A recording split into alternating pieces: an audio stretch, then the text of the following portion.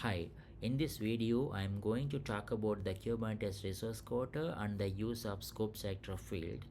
When we create a Kubernetes namespace, we can organize and separate out the workload, but the separation alone is not enough as to control the resource usage in a namespace, because in a namespace we can create more pods and consume more memory and more CPU.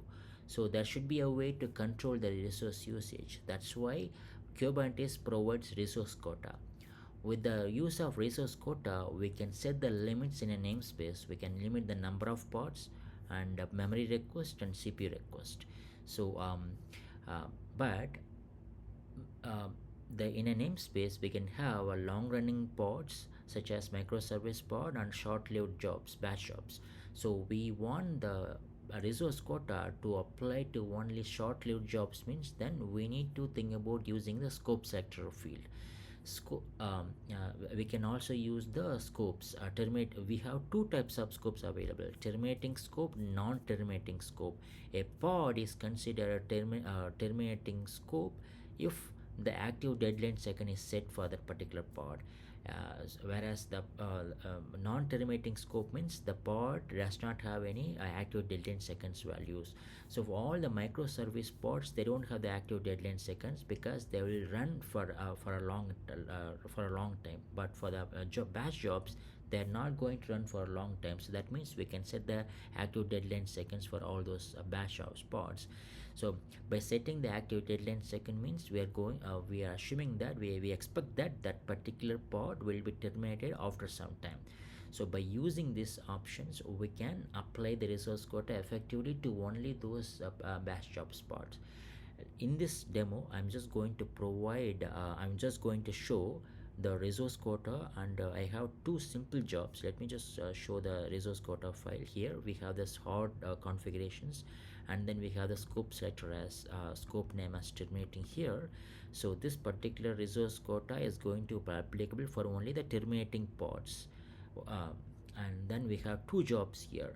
So one job that has the active deadline second is set, and another one does not have it. So that means when we create a Kubernetes job, the resource quota is going to be applicable only for this particular job, not for this one. Let me show the demo so that you can easily understand the difference. So I have two jobs that are actually running right now.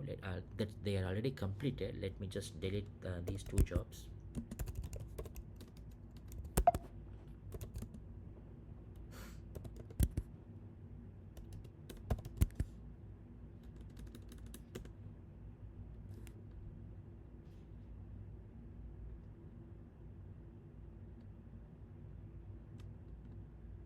So let me just check the jobs first. Okay, I have this busy box.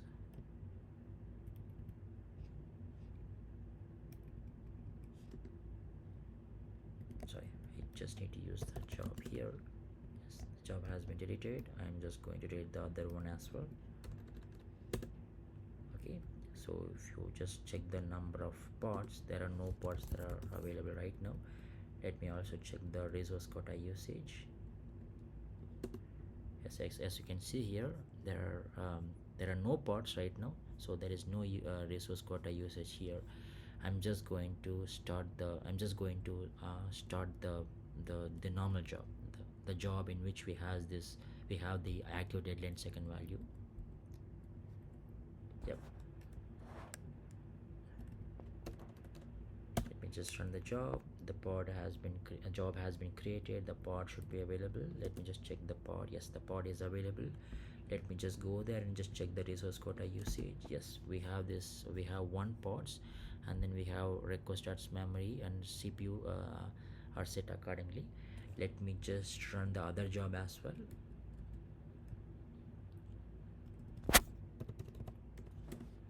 Yes, if you can see here, there are two pods that are running right now, and then when I just check the resource quota, and I can confirm that the second pod does not fall under this particular resource quota, because this particular pod does not have the active deadline second, so the resource quota is not going to be applicable for this particular pod.